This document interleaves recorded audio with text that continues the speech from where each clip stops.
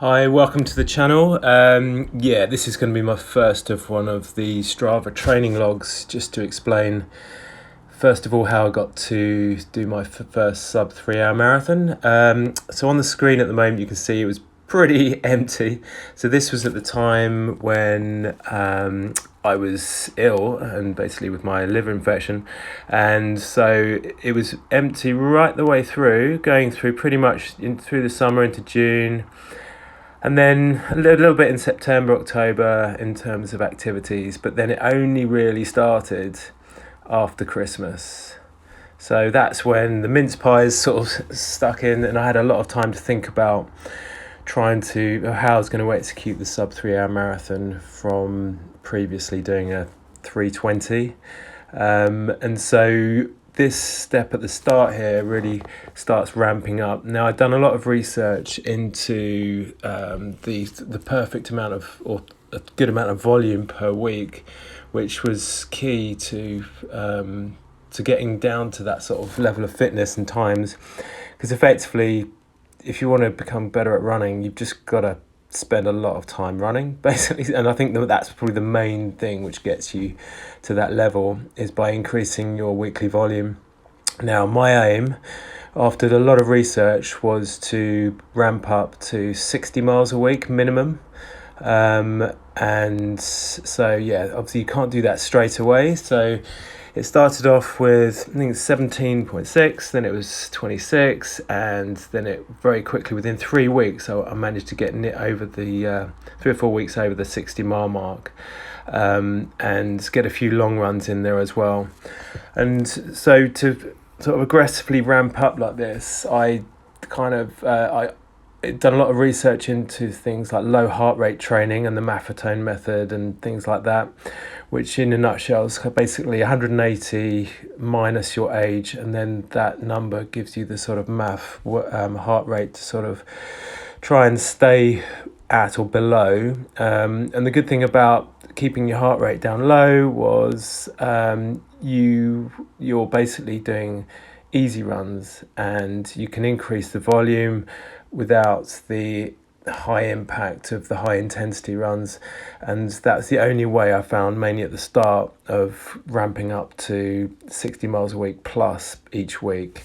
So on the screen you can see we're sort of 3 weeks in, and so if I was going to be focusing mainly on the low heart rate stuff to get that sort of big aerobic base built up over time, I wanted to do it accurately. So I went out and bought a chest strap, which was the HRM Pro by Garmin, which linked really well with the current watch that I was wearing, which was the Fenix 6. So having a chest strap you've got to be able to rely on the data of it being accurate. And I used like some electrode gel just to give you accurate results from the start of the run before you started sweating, and the contact was as good as it could have been. So I ramped up quite quickly, so up to like 55 miles. And I should say it took about 3 months for the heart rate or the pace to start improving over time.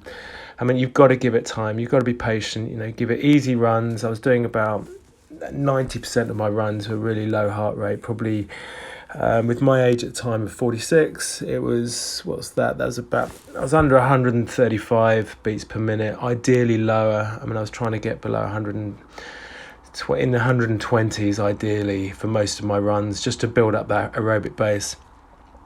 And it took about 3 months, I should say, before the pace started coming back at those low intensity, low heart rates. So in terms of the runs here, so you've got like a 20 miler there, it's good to keep a few long runs in.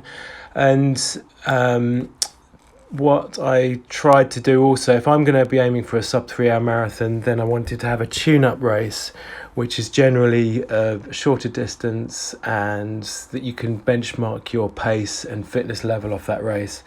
So I chose a half marathon, which was the Surrey Half, which was this one here. Now, this is my tune-up race to my first sub 3 hour marathon, which I eventually chose as the Edinburgh Marathon, but that was a few months later. So this tune-up race was really just to see how I was doing.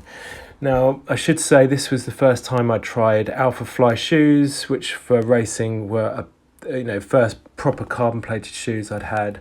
I did have the Hoka Carbon X before that, but the Alpha Flies were a big step up.